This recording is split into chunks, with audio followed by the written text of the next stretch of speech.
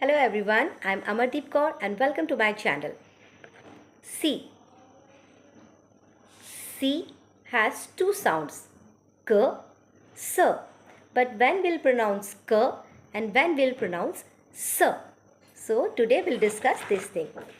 Whenever C के बाद E, I, Y आता है तो हमारा प्रोनाउंसिएशन होता है स, like cell, force, city, cycle, fancy.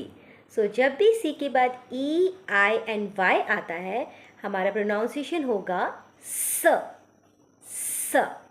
ऐसे ही जब सी के बाद ए, यू, ओ आएगा तब उस वर्ड का जो प्रोनाउंसिएशन है स्टार्टिंग है वो होगा क, like car, cup, cot, corn, cob, like this. So keep learning, keep watching. Thank you.